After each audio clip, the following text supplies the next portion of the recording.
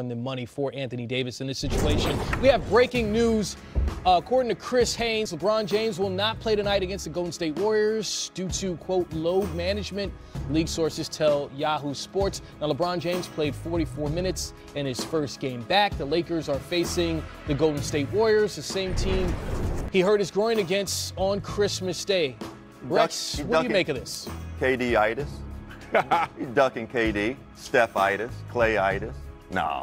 I was surprised he played 44 minutes the other night. Obviously, it's a little bit of a maintenance move, right? Yeah. I thought he said it, prior to this game, right after he played so many minutes, it's going to be one of the situations that I have to see how my body respond because we don't know. We run an emotional high after a basketball game. Everything's still feeling good. You got to win. You look extremely sharp after being off for so many months, you know what I mean? Since playing, December 25th? Yep. So now he's back, and he probably felt a little ailments and, probably just took the safe approach and getting back out there. Well, Karan, before he returned, you said, look, LeBron doesn't look like he's 100% from seeing him in practice. So where do you think he was when he returned if he wasn't 100%? I think he was somewhere between 75 and 80, and that's still better than 80% of the association. So when you're able to go out there with his high basketball IQ, and just mind you, if LeBron's out there on the basketball court, the coverages change. You have to give him so much attention that it enables other guys to be the best possible version of themselves, having open opportunity. How old is LeBron now? 34. 34. You start, and this makes sense. It's a maintenance move. Yeah. You don't get groins and hamstrings when you're 24, but you start getting them later on. And when you start getting them, you really you've got to be careful to not come back and do too much too fast. Young player that seems to be taking a bit of the load on his shoulders, Brandon Ingram, recently really carrying this team offensively with no Lonzo Ball in the lineup as well. Really nice player, and you've kind of been waiting for him. You saw, the length and all the skill set when he was at Duke, and he's really, he got suspended early in the year, starting to put it together. He's a beautiful offensive player. Yeah, he's a complete player. We went from, scoring the basketball in the paint with his wiry strength to now, being able to have that mid-range consistent shot, and now playing with LeBron and Rondo, he's been able to, start knocking down perimeter shots, catch and shoot, not holding the ball, 1,000, 1,000 type of player, and that's exactly what you need. So he's averaging 22.5 over his last 6 games. So when we look at this Laker young core, and we talk about the Anthony Davis trade, and we saw that Brandon Ingram allegedly was not, or reportedly not, in that trade offer. Is he now the crown jewel of this young group? I think so. I think yes. You want to have him to. Yes. Body language says yes, Karan. And so does the smile. Look at it. Look, he knows it. I mean, who do you think is the guy? The Lonzo. Yeah? Yep. I mean, it varies, man. It goes back and forth. I'm with you. I'm with you. I feel like you're being very, very tight-lipped on this situation, as if you don't want to give us too much information. That's fine. But just judging from talent and what they produce, Rex, who do you say is the crown jewel of that young group? Brandon Ingram, Kyle Kuzma, who, don't forget, that 27th pick that they used on Kyle Kuzma came over from that D'Angelo Russell trade with Brooklyn. So they got him essentially replacing a young D'Angelo Russell. Yeah. There's some thought that maybe they got rid of D'Angelo a little too soon. Yeah. I know some of us think that, but yes, I think Brandon Ingram is the crown jewel in the piece of the puzzle. And at some point, they're going to have to give it. They're going to have to give it up if they want to get AD done now. Me personally, I'm a huge Kyle Kuzma guy. Yeah, I am too. I love an underdog, and I think that just from last season, when you talk about adversity, I think he was the guy that was in the forefront, the poster child. In all the interviews, saying all the right things, having the coach back, even when, Father Ball was out there saying miscellaneous things. I just felt like he kept the foundation sound, thought he was the voice of reason, and he showed great composure and leadership, not just by talking, but actually playing and demonstrating it on the court also. Well, someone who's shown leadership in the NBA Finals in big situations, one Kyrie Irving. But this week, he had some situations off the court in Madison Square Garden. They started chanting for him to come play for the New York Knicks. But here's Kyrie after the Celtics won that game. You did hear the chants, Kyrie? Are you reaching for it right now? No, I couldn't hear everything. Everybody heard it. Like, come on, man. Like, come on, man. Do you laugh at all when you hear it? I mean, a lot of guys get cheered. Good players get cheered when they come here. That's a little different. Like I said, it's nothing but distraction at this point. Like, you know what I mean? Like I said, again, I'm appreciative of the cheers. I'm appreciative of the fan support that I get around the league in every arena. Obviously, being back home, what has been said, I repeat myself again, what has been said, what has been circling around in terms of extra commentary, I kind of figured it was going to be something like that tonight. I'm just happy we got the win, and I'm ready to go back to Boston. I think you know the answer to that, man. It's just, you know, obviously you would hope it would quiet down, but like I said, it doesn't help when, you know, across the league, you know, it's just outside noise again, and my name gets thrown into it, and then, you know, conversations, speculations, everybody's worried about their credibility. I don't know how this media empire works. I know it's a bunch of nonsense to me. So I have a focus in winning a championship this year, and that's where my focus is going to stay. So, you know, even me saying something like that is not concrete enough for anybody. So, you know, it is what it is. You know, I got to go home and take care of my family and friends, and that's the stuff where it really matters for me. You know, loving the game of basketball, that's where it's always going to be. I didn't do this for the media. I didn't do this for the money. I didn't do this for the fans. I did it because I love the game, and I work extremely hard at my craft, and I want to be one of the greatest ever. So that's where my focus is. You know what I mean? It's going to come. I'm appreciative how, you know, grateful I am. I'm grateful for all the, you know, everybody identifying the talents that I am, who wants to play with me. I'm appreciative of that. But at the end of the day, like I said this morning, I'm going to make the best decision for me and my family, and that's how it's going to go. There is so much there with Kyrie Irving. I think the thing you're laughing about is the fact that he says, oh, I don't know how this media thing works. He seems to be pretty good at it. In fact, I mean, when you're the lead in a major motion picture and was also an actor in high school, don't forget that as well. Kyrie Irving, a very overall talented guy. Not familiar with this media empire, wearing an Uncle Drew hat during the interview. Excellent product placement. Excellent. Yes. He's a brilliant guy. I love him. I do love him. And I love that Kyrie, he likes to talk. He's good in front of the camera. You can tell he's a little bit bothered. And look, I didn't play in an era where we had social media, the 24-hour news cycle, all this time. This is where I give you guys and this era so much credit. I don't know how you do it, and this is where I don't think these guys make enough money having to deal with this type of media crush. I mean, he can't leave his hotel right now without people just knocking his door down trying to get at him. He's got a $21 million player option for next season. Seems like that will not be exercised. So where will he play next year? Will he be in a Boston uniform? It's possible that he can be in a Boston uniform. I think that he will most likely be in the Big Apple. And I just think that, you know, when you talk about the move of Porzingis and Tim Hardaway and Steve Mills and those guys did an excellent job of creating that cap space to acquire a guy like Kyrie Irving or Kevin Durant or whoever, you know what I mean? Even possibly a Jimmy Butler or whatever, because, you know, he's still not looking extremely happy there in Philadelphia. And look, Kyrie is just a pleasure to play with. He's a champion. He's a perennial all-star. He's someone that loves the game of basketball, which he stated. And obviously you see, this kid did not grow up playing against ghosts and basketball cones. He's been playing against live bodies, activity, and it's showing. He's a gamer.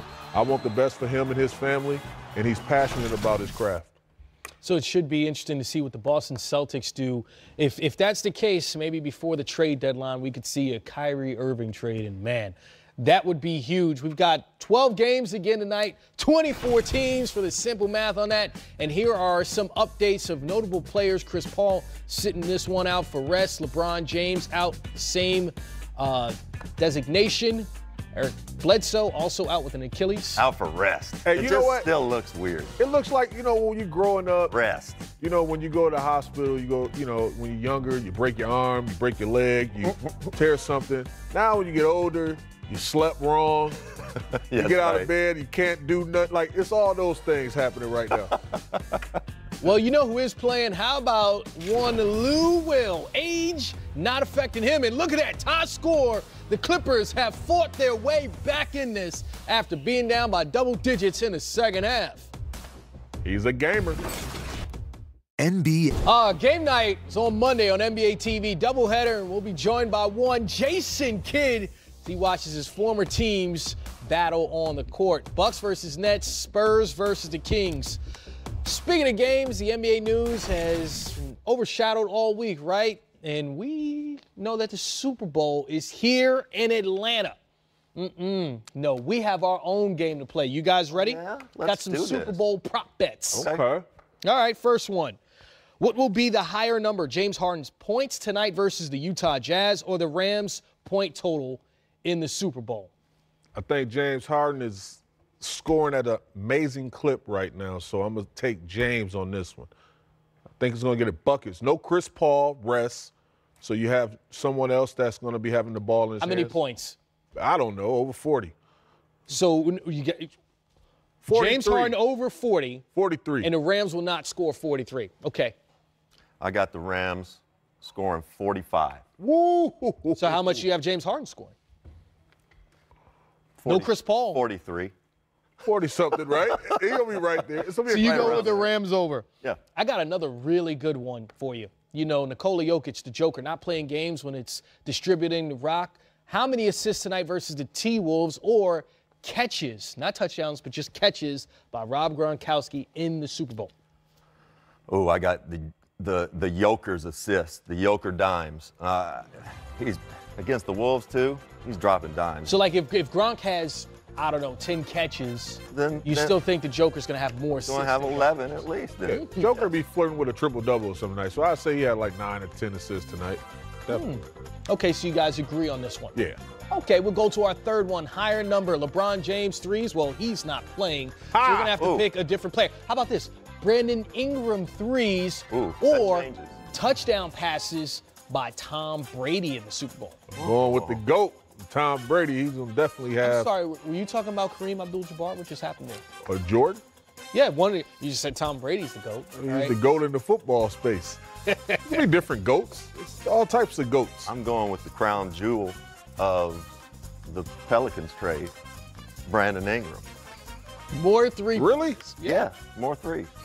Because Tom Brady gets next to that goal line, handed off to his back. That's right. Karan's going to have three maybe. I'm sorry, not Karan. Brandon's going to have 3 threes, and Brady's going to be. Good luck with that. Well, in New Orleans, they had some issues with the power in the Super Bowl a few years back. Again, it's here in Atlanta. So how about this? Higher number of power outages in Atlanta or Ben Simmons three-point attempts? Oh, that's the easy one. I'm going to go with the power outage. You think that, just attempts. Yeah, tonight. Power outage. Absolutely. He's not shooting a 3. Got no business shooting a 3 right now. So you guys really think that we're more likely to see another power outage in the Super Bowl than we are to see Ben Simmons attempt a three-point shot? Blackout. Yes. I want to say some other things, but I'm not going to. He might shoot one in the All-Star game, though. Nah, because they'll climb. Charlotte Hornets beat the Memphis Grizzlies tonight 100-92, pulling away late. All-Star starter Kemba Walker, 7 of 17 for 23 points as the Hornets win for the 6th time in their last 9 games. And there it is in numerical form. And here he is, Eastern Conference starter Kemba Walker, joining us here on Game Time. Kemba, good to have you with us as always. Want to get to you in a moment, but what does it mean for your team when you have Malik Monk kind of doing his thing off the bench as he did tonight with 20 points? Oh, it means a lot.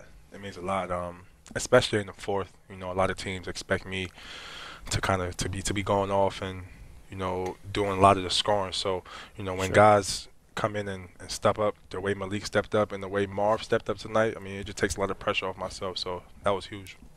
Kemba, you guys have dealt with injuries throughout the year, but you've kept it together. You guys have been incredibly consistent. How have you guys been able to persevere through all of that? Just having each other's back. You know, this league is all about next man up. You know, it's some injuries are very unfortunate, but it happens in this game, and you know, we just encourage the next guy to step up and make plays. Like, you know, Cody went out, and right now Biz is playing outstanding for us. That's how it has to be. Kemba, you know, I was in the dunk contest 30 years ago in Charlotte with Kendall Gill And what I want to know, what's it going to feel like representing the Charlotte Hornets in the city of Charlotte, not only as an all-star, but as a starter? Man, I don't even know, man. I just know I'm probably going to have goosebumps. But it's going to be amazing. This is definitely an amazing accomplishment. But I'm super excited to represent this city, this organization, and my family, in this All-Star game. So have you worked out the draft in your mind yet? I mean, this is a new wrinkle going from last year to this year now, but you're one of the starters. You know you're going to be one of those top 10 picks somewhere. Have you sort of plotted out who's going to go where yet? Nah, I have no idea, but whatever happens. I don't really care. I don't think anyone cares at this point. We're all all-stars at the end of the day, and to make it even more special, we're starting. So, yeah, it's gonna be exciting. Are you a pro-broadcast or anti-broadcast when it comes to the draft? Anti. Depends on where you go, right? Yeah, probably.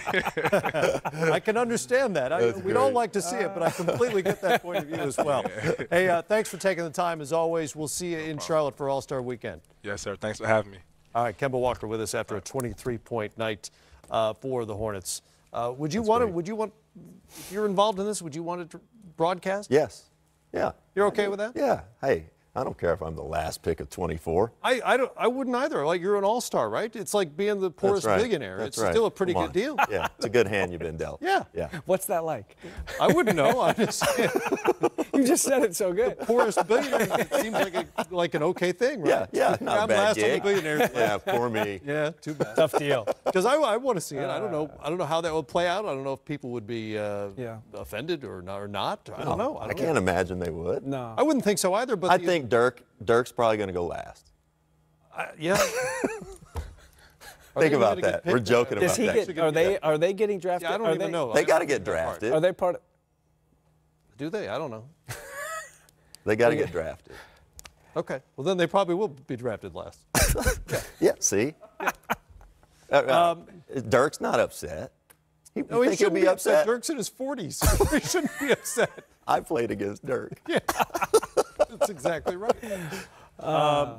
Thoughts on the Hornets, where they are right now, which by the end of the night could be 7th rather than 8th, and their big picture and where that guy fits in, Kemba Walker.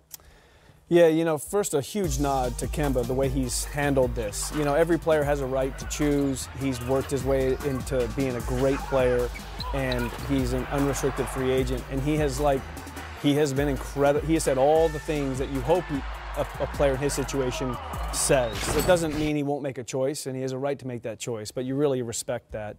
But then you start to look at the books going forward for Charlotte, and just some quick math, their top 5 salaries is like almost $104 million when you plug Kemba in at his max slot at about $33 million or just under $33 million bucks, a team that has never gone into the tax. And that's 5 players. You got to get 9 more in there, right. And that's not including $3 million for Miles Bridges or another $3.5 million from Malik Monk. So it gets really tight going in the future with a lot of contracts that it's going to be unlikely that they're going to be able to move. So their future, it's going to be incumbent upon that front office to do what they did this summer and draft a guy like Devontae Graham in the 2nd round and continue to complement the roster that way. But the financials get tight. Kemba's terrific. I love what he's done. Everybody's always sort of plotted against him, picked on him a little bit, and he overcomes. Muggsy was beloved in that city forever, still is. Kemba's every bit as beloved in that city. He's done an unbelievable job. He comes to play every night. He's durable. He's great in the community. He's going to have a tough decision to make, and the Hornets are as well. Yeah. No, and there's nothing wrong with any of that. He's done the right things. They're going to have to figure this out. He's going to have to figure it out, and that's just the way the business works. That's right. All right, more to come here on Game Time, presented by State Farm. Checking on the Hawks and the Jazz. Hawks in the middle of this marathon 7-game road trip in Salt Lake City tonight. That's Jake Crowder for 3. And we're going to take Kyle 3-point. Al Korver. And the finger with roll. the giant Putting it killer. on the floor. Okay. What? Okay, KK.